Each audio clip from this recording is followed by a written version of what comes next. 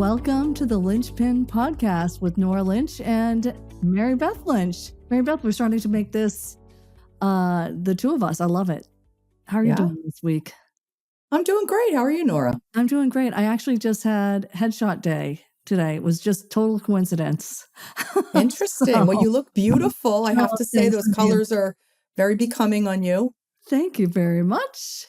And I know we saw each other was it a month ago? I think it was a month ago. It was a month ago. And I can't believe it. It's been a while since we need to start making this regular, I think. At least once or twice a month for sure. Yep.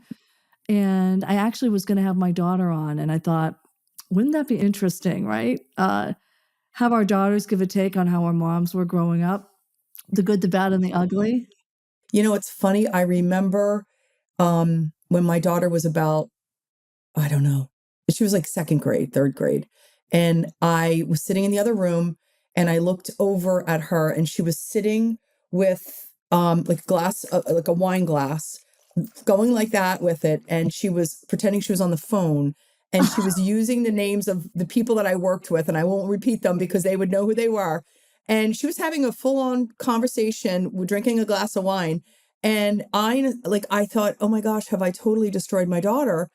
Well, fast forward, she's 29 years old and, you know, an executive in a sales position and killing it.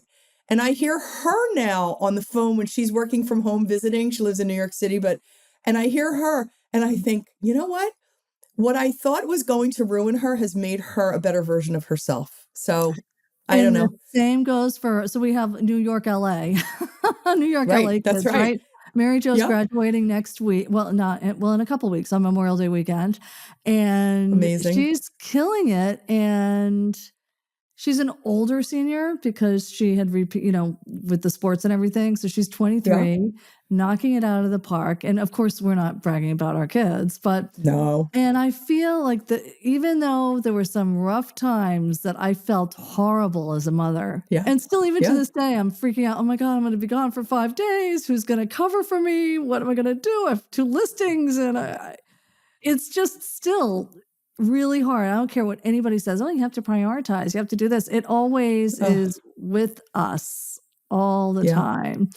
And I'm really curious maybe we should have them both on at the same time.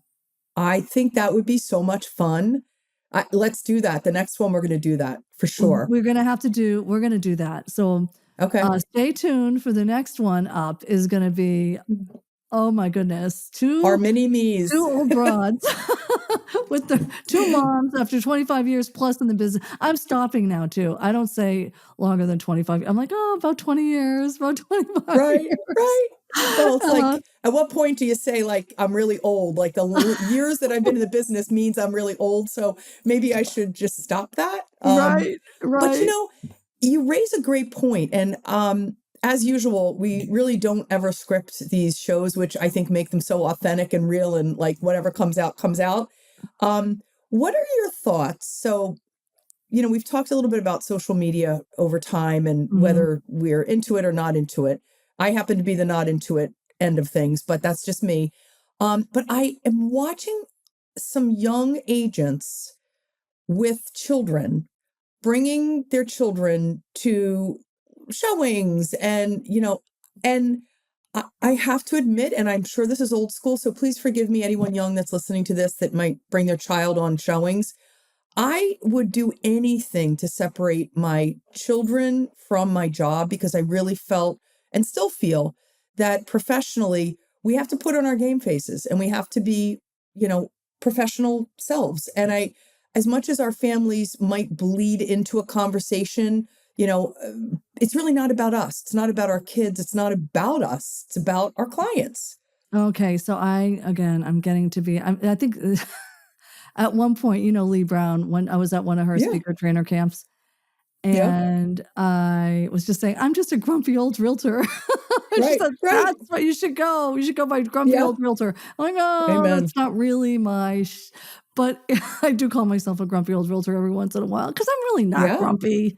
Anyway, I kind of get a little, let's just call it grumpy when I do see that. And you know what really gets me a little hot under the collar. And it's perfectly normal. And like, oh, is that nice? If it's I don't want to get in trouble. If it's a guy realtor bringing his kid, oh, isn't that cute? But I always feel like if it's a woman bringing their child, so it's just kind of funny. Or the other thing is, if you want to go to a soccer game, do you know? I mean, I missed so many games when my daughter was an athlete, and I missed a lot of games. And it's really, she probably doesn't really remember.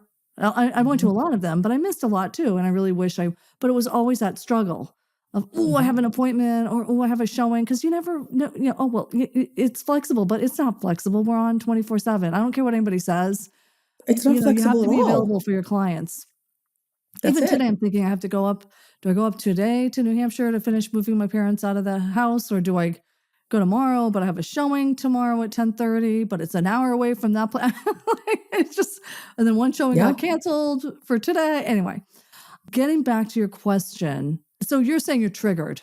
I don't think that it's appropriate to bring children to showings. And I'm going to sound really... For agents to bring. For agents. I mean, clients, they could bring, right. I just want to be clear about that. I don't care. Yeah. No, clients, to me, whatever they want to do, they want to do. And I totally get that. I just think that bring your child to work should be like, I don't know, a day that you say, like, let's dress down on Fridays kind of thing. I just don't see it as an appropriate professional thing because I don't think how's this? I love babies. I love kids. I have a granddaughter that I would lay my soul down for. But when I'm with my granddaughter, it's about my granddaughter. I'm not thinking about anything else besides her. Mm-hmm. So I kind of guess maybe that's my thought. When you're showing up at a showing with a baby or two, or, in tow, it's really not about the house or the client. It's about the child that you have with you. And this is probably a really too much of a hot topic for us to even talk about, because I bet the younger generation would disagree with us. I agree. And it gets into dressing professionally too. And so again, I think our age is showing when we start that. I see people come.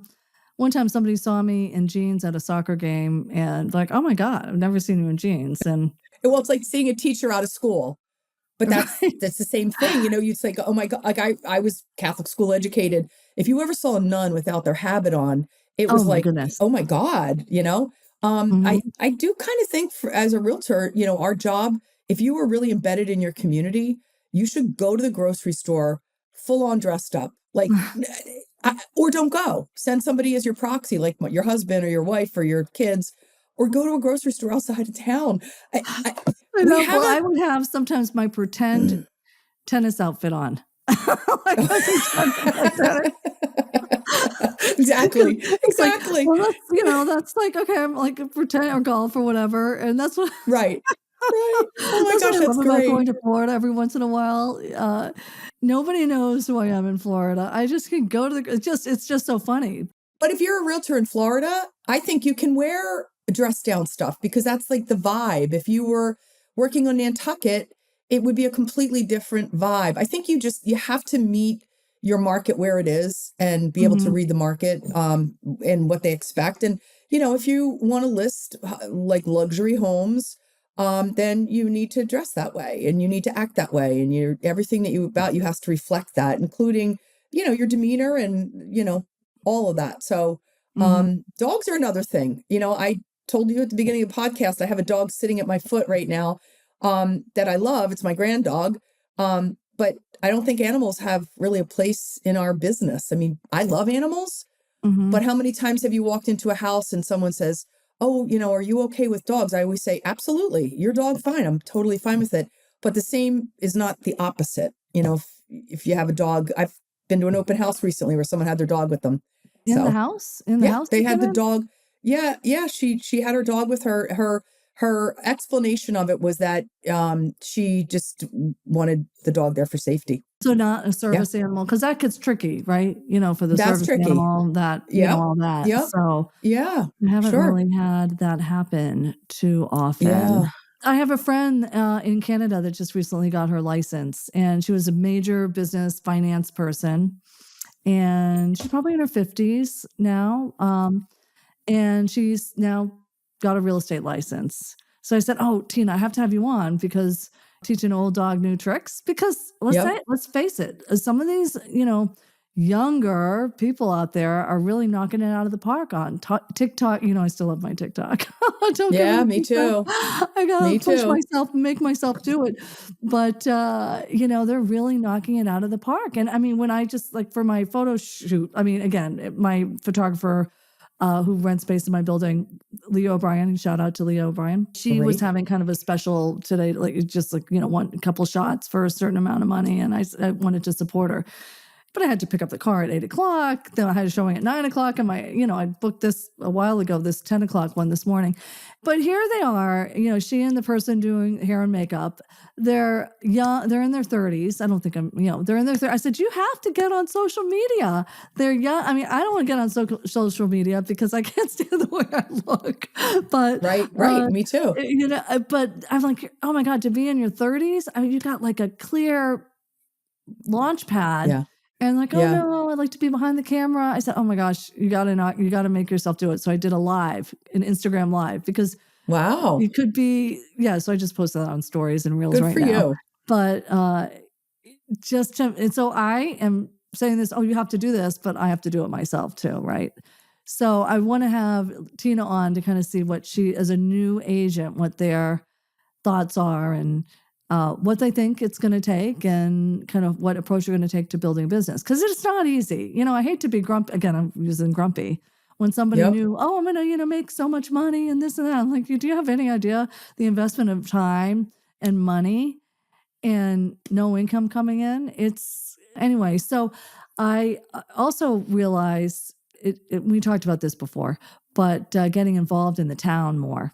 Whether you're in a big municipality or a county or even a small town like in Massachusetts, we have relatively small towns, and to get involved is huge in the town. So I wish, I got involved through Garden Club, but that's not the same as kind of town government. So we had town meeting on Tuesday night, which was pretty interesting. Oh yeah. Lots of budget, lots of increases in budget and the numbers and inflation, cost of living adjustments, all these things. It's pretty heady, interesting times. It's interesting. I'm involved in a local campaign as well. A very dear friend of mine is running for select board in our town. And if anybody listens to this, it's coming from outside of New England, they won't even understand what that means. But our form of government is representative town meeting. So you have people that are elected within your geographic area to represent you. And you have yearly or more than yearly meetings where the whole representative town government shows up, and the town manager is sort of the CEO, and there's a select board, which is usually 5 members that are elected. So in May in New England you drive through any town, you're going to see signs on people's front yards of who they're going to vote for. And it's interesting because running a select board campaign is a lot like building a real estate business, in that there's, they're doing mailings and they are spending money on social media, and they're trying to get signs in the ground. They're trying to get endorsements, or in our case, we try to get testimonials like, Google reviews or Zillow reviews. But here's an interesting point that I'm trying to make. The gal that I'm working with, I'm part of her campaign crew. I have said to her, I think it's belly to belly. I think people are going to vote for you when they meet you and they talk to you and they get to know what you're about. And so for the last 8 weeks, she has had over 130 coffees with people in our town. And she tries to keep them, half hour, 40 minutes, but she takes the time to sit and talk and listen and make eye contact. And then at the end of the coffee, she always says, do you have any questions for me? Can I ask for your support? And of course, she's a wonderful candidate, so I can't imagine anyone has said no. And then she takes the next question and says, and could I ask you to tell your friends and family about me? Because I'm running and I really would love your vote and your friends and family vote. So that's what she's doing. And I endorse that. The other thing that people are trying to get her to do is door knocking. And she tried it and she did it a little bit. And she said that she felt like a fish out of water. She said, it was horrible. I don't like people knocking on my door uninvited. So I didn't feel comfortable doing it. So she has made her mind up, despite intense pressure to do it, that she's not going to door knock. And so I just had this conversation with her this morning. I said, what you're doing is like what I've done to build my business over the course of 25 years. I'm not a door knocker. I'm not a cold caller. I admire people that I see that have the headphones on and they're making cold calls all day from lists, or they're out, knocking on the neighbors' doors for an open house. God bless you all. But you know what? Give me $10 and a cup of coffee and someone that will listen and talk to me for 40 minutes. And I feel like that's the way I've built my business. Mm-hmm. And so I'm just curious, whether you see a correlation between those things and what your strategy would be, Nora, because you have a successful business. And how did you build it? I constantly feel, though, there's always something I could be doing more of, and then I'm kind of like that. Every day I think, let's pretend I'm a new agent. I got, maybe 15 years left doing this, 20, who knows? I don't want to do the math. And what would I do if I were just starting from scratch? And door knocking, you have to get permission to door knock in our town. In a lot of these towns. You can't just go door knocking. You mean to register at the town hall? Mm-hmm. Town hall, the police station, something like that. Okay. Yeah. That's interesting. We have at least 1 acre properties around here. And I don't know, I feel like it's an invasion of privacy, but I still like snail mail, the postcards. Yeah. I do like that. Work. And they really do, even though I tend to be, we've talked about this before too, I think. I tend to be really a private person. I know I've got to force myself to, I don't know how to explain it. I definitely am social, but I like my downtime, and I don't really like being little schmalzy, going out there and just putting myself out there all the time. I'm not like that. I'm very subdued in that sense. I'm not trying to chase after a listing. One of my coaching programs that I had signed up for, it was more just general social media marketing, and she had was Molly Mahoney. She had a salesy. You don't want to be too salesy is really what it was. I think she said something else, like cheesy salesy kind of thing. But I do think postcards are great because you're delivering information on a just sold or a just listed. Right. And I do think social media is really things that can be, you definitely have more evergreen, that's lasting rather than a snail mail. So I think it's a combination of both, getting involved, for me, just being professional and having a good reputation, following NAR's, National Association of Realtors, code of ethics. I guess ultimately being authentic and being me is a big deal also. But, there's a whole other way to look at it. And I go back to what you just said about waking up and saying, if I were a new agent, how would I go after business? And if I look back really carefully at the flow of business that I have, it is, I would say, 99.9% sphere of influence. And it's a building block of, you meet a painter. There's a painter that's in my sphere, I would say, and I've sent him a ton of business, and I've gotten business back from him. He's had clients who have called him and said, hey, would you paint these 3 ceilings? We're getting ready to sell the house. And he and I work together enough where he'll say, hey, do you have a realtor? Do you need a name of a realtor? I have someone that I love. And a couple times, yeah, sure, give me your name. So, building your business, working through other professionals that are out there, forward facing, they're going to give your name to clients. If there's a reciprocity, if you're giving them business, you're going to get business in return, and you want to align yourself with other professionals, not even skipping a beat. Like, hey, do you have a painter, Nora? Of course I do. I've got 3 of them. Here you go. I just think having that sphere of a good realtor should have, their phone should be like their CRM. You should be able to look up, you name it. You need a divorce attorney, I got you one. You need someone to, a mason for your chimney, I got one. You need a hairdresser, I have one. That's our job, is to be a point of contact to spread information. I think that's a valuable way to build a good business, as well as to just network that way. Well, I had a quick question. Do you use a certain CRM system, customer relation management tool thing, whether it's, remember, like Top Producer or this or that? That's still been my challenge. You know what they say about CRMs? What's the best CRM? the one that you use. Right. Mm-hmm. So, that you could go on lab coat agent, you could, Mm-hmm. that's like probably one of the most asked questions.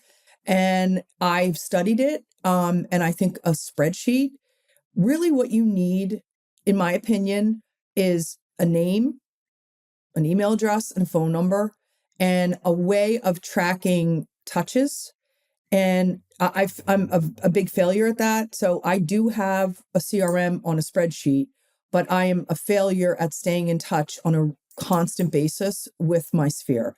That's a recent change for me. And I could get into that probably in a whole other podcast, but I'm trying hard to do that because I think there's a lot of lost business opportunities when you don't stay in touch with the people that you've worked with in the past.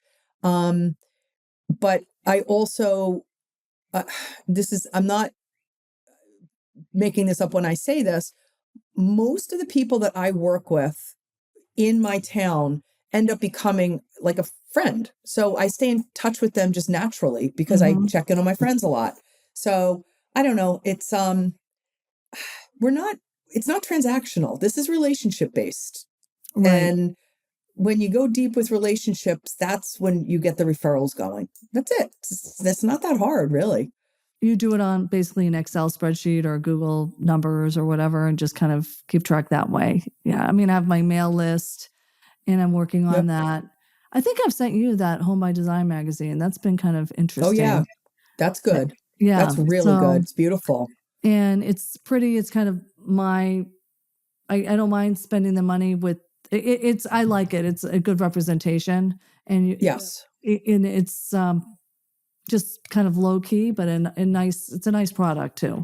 And you don't have to do that every other month. I can do it just 4 times a year or something like that. So I feel good about that I've finally implemented that kind of point of contact. Do you do closing gifts? And what kind of closing gifts do you do? Yeah, that's a good question.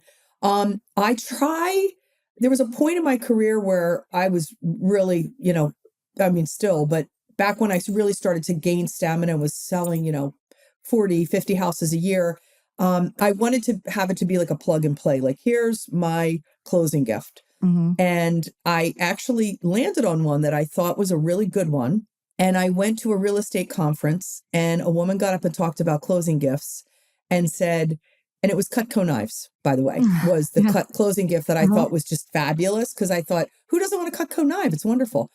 And a woman got up and said, if you're sending Cutco knives to anyone of certain backgrounds, they're going to view that as you want to cut the relationship. Like, it's very symbolic. A knife is a terrible thing to give as a gift. Oh, interesting.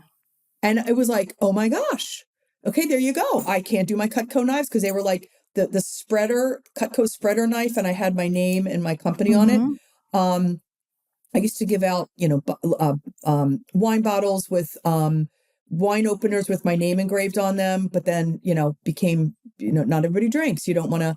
So I really, honestly, Nora, I try to think about what I want to convey with a closing gift.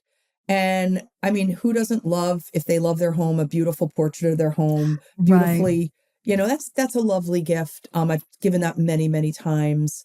I've done different types of house portraits. There was one person in Wellesley that was doing these kind of miniature ones, beautiful little representation, beautiful ones. Like, they were probably that big. And that was fun. I also, when Apple, way back when, they would have these photo books that were so easy peasy, lemon breezy. Yes. And then they stopped. You got me onto that. So I just started redoing it again for, there were some beautiful homes that I've had. Anyway, I did a leather bound one for someone whose house I sold a couple of years ago. And it was leather bound because we had 2 beautiful, like, high-end photo shoots. And it just was great. I mean, it was expensive. Then I'm finally doing those again. Because for, a couple $100, they are so happy. And, so I'm realizing I got to do those photo books again. Because they're they're MPICs. So I had MPICs do it. And it was great. Oh, and okay. Very nice product. I just got it the other day because I bought myself a copy of it too. So I can have for a listing presentation again. Yeah. But what we have to remind ourselves is we are allowed 42 photos in MLS, but a really beautiful home, you're going to have 90 photos. So, half of those photos end up on the floor somewhere in a hard drive, and your clients never get to see them. So when you do these books, you pull out the ones that weren't broadcasted out there. And I think that there's an appreciation for that as well. I think the book is a great idea. I've done that many times, and people have, really appreciated it. I had a situation recently where I had a client. Well, they weren't my clients, actually. I was a facilitator. So they came to me with no agent and had a lot of experience in buying and selling, and said, that's a whole other discussion. Yeah, that's a whole other discussion. But anyway, I got to know them through the process. So I was representing the seller. They were not my clients, but I really wanted to offer them something that would, be a nice gift to thank them for their business. And I was, and I always feel like if I think about it, it's going to come to mind and I'm going to say, oh, that's the perfect gift for them. But for this couple, I just wasn't coming. And then we did the walkthrough, and I said, oh, what are you doing tonight? Because they had moved out of their house and their stuff was in storage over one night and they were moving in the next morning. And they said, oh, we're heading up to town to have dinner at a local restaurant. And I said, oh, that's great. Have a great time. So I left that. I called the restaurant. I said, here's a couple. This is what they look like. When they come in, I want that bill. I don't care what it is. Just, I'm paying for it. So, and I said, do not tell them until the very end. And so it was so funny. That's cute. That's a pleasant surprise. It was a good surprise. She called me on the way home and she goes, I can't believe you did that. And I just want to let you know, we drink a lot. I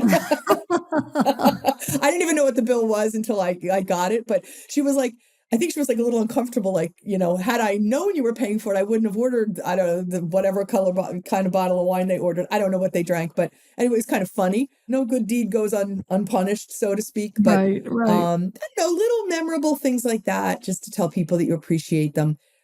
I think that's, I think there's that's something that is a nice thing. It's a classy thing. So yeah, and then of course having a gift shop, right, that I own. It's only Nora. open part-time, but having in my office building, it's having, for example, the town or the zip code kind of thing etched in the wine glasses, or beverage Beautiful. Glasses or things like that. So that's fun to kind of get a little, and we have great trail maps and some nice things about the town. So for, even to leave behind for a buyer, that again, if you're representing the listing, the listing side, that's great, but it's nice to kind of have a little pamphlets about the town and information that way too. And especially now that I kind of want to get people involved in the town, having been on town advisory, we need to get people involved. And I'm fine with new people getting involved, because half the time the people that have even been in town for 20 years don't even know how town meeting works. So whether you're new or old, you got to get involved. You really do. Yeah. Well, I think, that's when you're talking to people about, how to embrace the new town that you really don't know anything about. I mean, there's when you've lived in a town long enough, one of the pieces of advice that I give to clients moving into the town I live in is go online, go to the town website and sign up for every single notification. School committee, select board, DPW. We have a really cool app in our town called Click It and Fix It. Or Fix It and Click It, something like that. And it's an app. And if you see, like, I was walking with a friend recently, and there was a water cap on a water like main that had been removed. So it was like a hole in the street. And I thought, God, someone could break a leg in there or something, or lose something. So anyway, I took a picture and sent it through the app, and they said that they had it, and then they send you back an acknowledgement that they fixed it. But just acquainting people with those kind of things in your town that they say, oh, I would have never known that if you didn't tell me. That's a great idea. My DPW person might not. I'm like, oh, good. Yeah. Well, let's implement steal that one. It's a really good one. I mean, then again, you have to click it. I'll tell you, I'll look it up on my phone. The problem with the Click It and Fix It is you have to be prepared to fix it. So if you're going to give someone keys to the kingdom of letting you know there's something wrong, you have to be in a position of being able to fix. So it's a double-edged sword, as we know. Like, let's fix the potholes here. Right, exactly. Well, they always say, like, in business, if you send out a customer satisfaction survey, don't ask the question if you don't want the answer. And so I think the same goes with towns. If you want to get better and you're open-minded, then, be prepared for feedback. One other last thing, in our town, I know Dover's different, Sherborne's different, Wellesley, we have pay as you throw trash bags. So you buy them by the roll. We go to the dump, or we pay people. You go to the dump. I like going to the dump, the recycling center. Especially with Jim being gone a lot. I'm like, okay, here's my bag. I'll just go, throw it in the dump. So I just kind of get out of my car, just throw my bag out. So I don't make a big But what a great deal place about to it. meet people, right? I mean, everybody's at the dump, right? Yeah. Or, the swap shop too.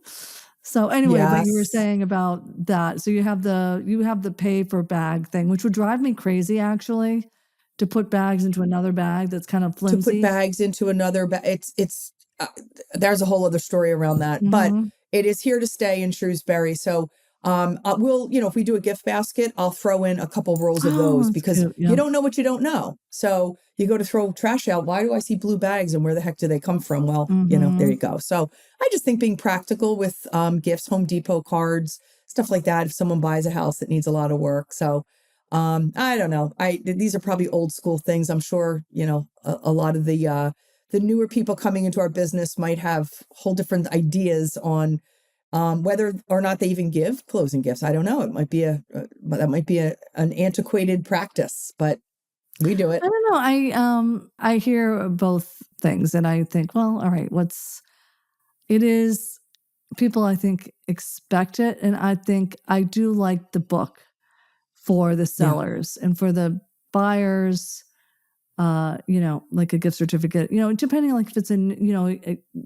a younger buyer, first time home buyer, maybe a gift certificate to Home Depot with some cute little thing. I mean, people kind of do wonder about that. And then the people that you think don't care actually care. So one time I heard something like in here, anyway, it's all over the place. I do think there should be some acknowledgement. I mean, I'm thankful. I mean, they are paying us a lot of money to list and, on buyer side to help them buy a house. So, I mean, I do think it's appropriate, but it is funny. Like, do attorneys give closing gifts? There's a lot of attorneys that I work with who are pushing like their pens and their baseball hats and their tickets to the Red Sox and those kind of things. So, yeah, I mean, I think it's just business practices, swaggy kind of stuff is fine.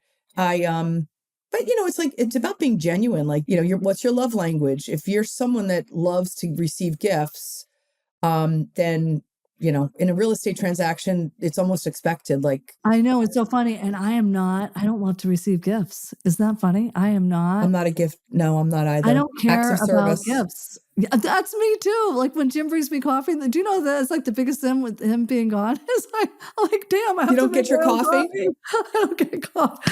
Like that's the act of, I am like a big act. Exactly. So me too.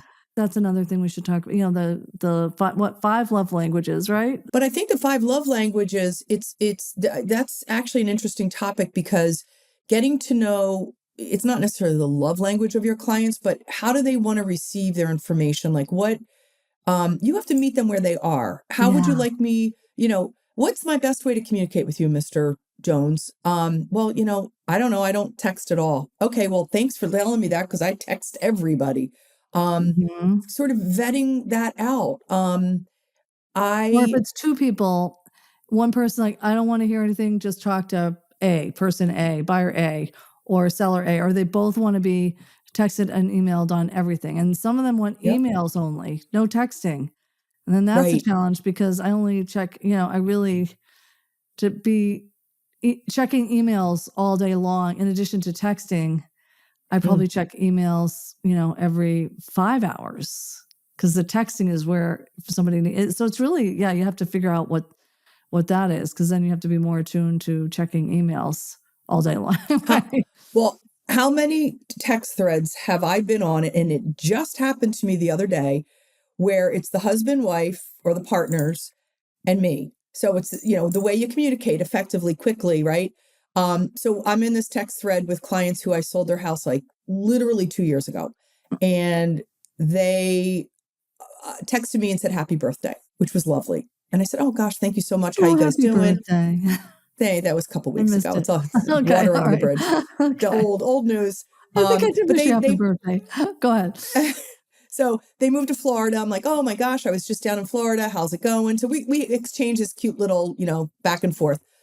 About 15 minutes after we're kind of done our exchange, I get a text that says, do you want pizza or Chick-fil-A for dinner? And I knew what happened. It was a husband, and he was asking his wife what she wanted for dinner. And he went to the last thread where he saw her name, and I was involved in it. So of course, I said Chick-fil-A for sure. And they were like, oh my God, I'm so embarrassed. It was kind of funny. So you get into people's like everyday life. So it was kind of like, oh gosh, this is cute. So those are the kind of things you have to figure out what your client wants, how they want it. And do you over communicate, under communicate? I don't know. I think communication is really important, and don't get so casual with some clients, because they don't want a casual relationship. They want to, they want their emails formatted. Speaking of emails, how are you doing with AI in your business? Are you finding that you're using it? Is it an effective tool? What do you think about that? I have not really used it. I've used it to clean things up. I've used it for ideas for success principles. If I were to do a talk on success principles, take on a personal responsibility and just put in some of the things. That's interesting. So not really pertaining strictly to real estate in that sense, for listings or sales and things like that. As far as listing descriptions, I think that gets a little wonky. You still have to come up with 1,000 characters or less for MLS. Sometimes it doesn't, but you can tweak it out a little bit for sure. I did do something that I had to write a response for something at the town. And I said, here's all my thoughts, put them all together and not be repetitive. Because some of them were just because I was randomly writing things down, pros and cons and whatnot, on a historical kind of, just to kind of go through an issue. And it was amazing how ChatGPT really cleaned it up. But it also gets to know your tone. It gets to know, I have really started to try to use it, even for something. Someone gave me a great idea a couple weeks ago. She was really trying to do a high protein eating, diet, not diet, but like what she was eating. And so she told ChatGPT, give me 100 grams of protein a day for 7 days, recipes, and a shopping list. And she showed it to me, and it was like, blow you away how good it was. So, but I said, well, now ChatGPT is going to know that you're on a high protein diet, and they're going to, sort of weave that into a lot of the stuff that I just feel like this is machine learning, and their job is to understand the tone of us and who we are and what sort of ideas we have. So I would also say, be careful with ChatGPT, because it is a machine. And I just think, just much like privacy in general, like keep your social security number to yourself. Like same with ChatGPT. Don't tell it too much about you, because you know what, people, it's going to know, Okay, so now maybe we're I'm going down paranoid. Conspiracy theories now? Maybe. That's So another maybe we should stop that right here. Whole other broadcast. Yes, podcast. A whole other. Oh my gosh, that's I so could name funny. all of them for the most part, I think. That is okay, just so so funny. I feel like we're gonna have fun spilling the tea with our daughters. What's Mariah's schedule like? Maribeth. See, it's Mary Jo, my daughter, Maribeth, Mary Jo, Mariah, right. She's all over the place. All over. So, it would be really easy for her to find time in her schedule. Not a problem at all.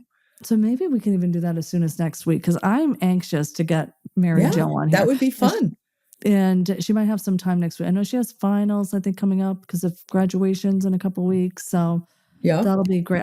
We got a great Airbnb. Jim found last night. It was awesome. And that's interesting with Airbnb now. You can register. So I would always look on Airbnb, and Jim's he usually is booked. We've only stayed at one Airbnb. He's only risked it one time with me. Are you kidding?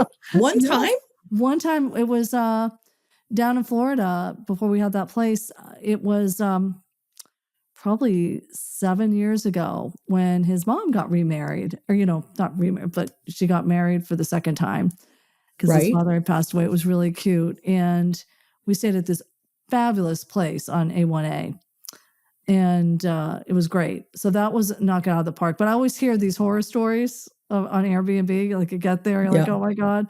So we did find a place in Southern California in Orange County that I'm really excited about. It's in the mountains. So this is for her graduation.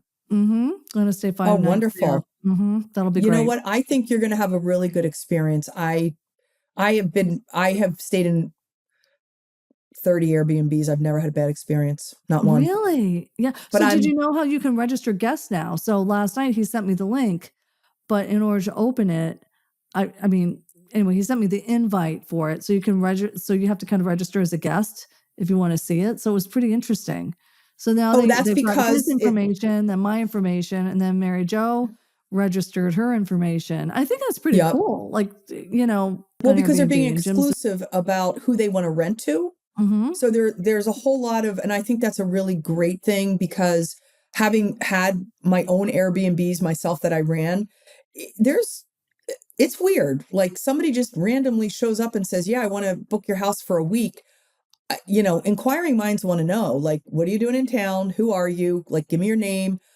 There's all sorts of security measures that Airbnb has introduced that have really pushed it to a whole other level of confidentiality, which is really good. So that's what they're trying to do. Yeah, no, I felt I was comfortable giving them all the information because I would want to know that if I just kind of randomly put my house, Yeah.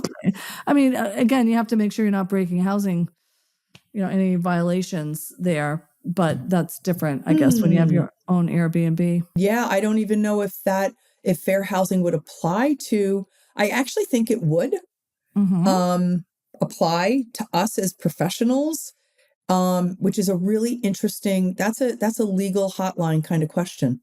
Right. Very interesting. But I don't have an Airbnb. I don't anymore, but I have had 3 of them. What made you want to sell them? I didn't sell them. I turned them into long-term rentals because I found the Airbnb gig to be, I did it during COVID, the very beginning stages of COVID, when I was looking for passion projects to just keep me busy, even though we were all selling a lot of houses at the time. There, how it just was a weird time. So that's when I started. And they're just a lot of work.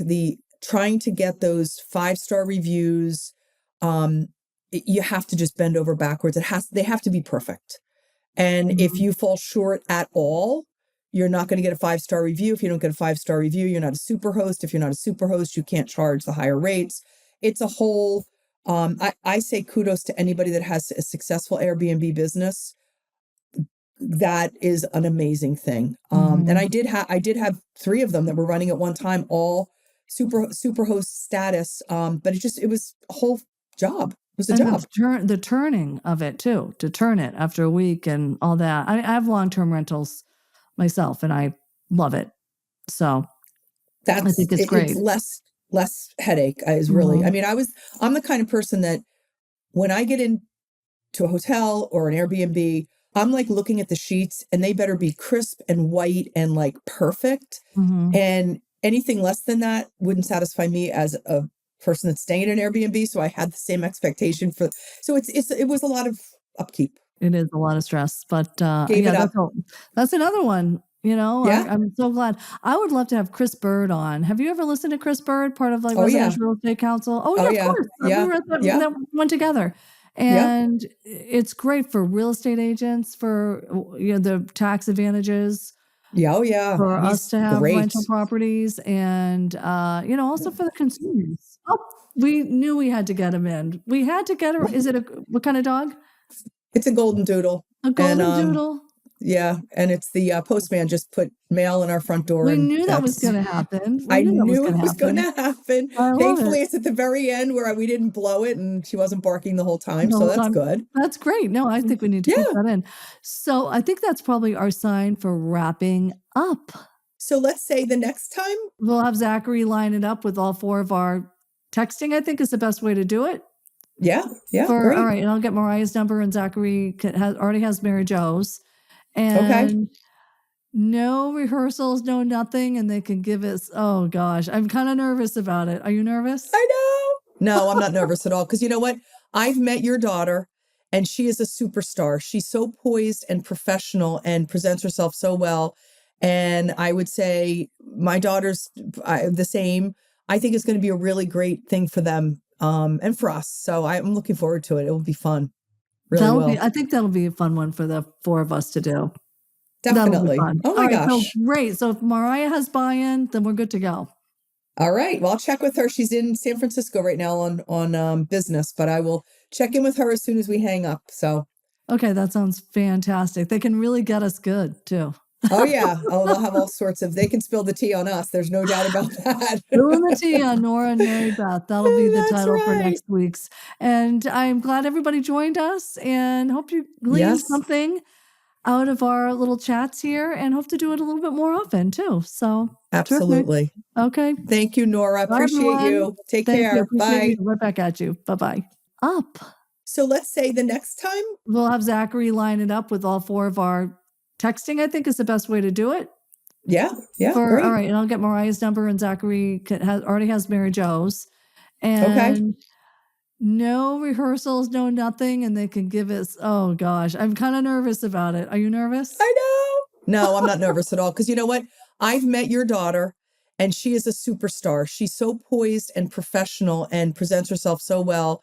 And I would say my daughter's the same. I think it's going to be a really great thing for them and for us. So I'm looking forward to it. It will be fun. Really will. I think that'll be a fun one for the four of us to do. Definitely. Oh my gosh. So great. So if Mariah has buy-in, then we're good to go. All right. Well, I'll check with her. She's in San Francisco right now on business, but I will check in with her as soon as we hang up. So. Okay. That sounds fantastic. They can really get us good too. Oh yeah. Oh, they'll have all sorts of, they can spill the tea on us. There's no doubt about that. Spilling the tea on Nora and Maribeth. That'll be the title for next week's. And I'm glad everybody joined us and hope you gleaned something out of our little chats here and hope to do it a little bit more often too. So absolutely. Terrific. Okay. Thank you, Nora. Appreciate you. Take care. Bye. Right back at you. Bye-bye.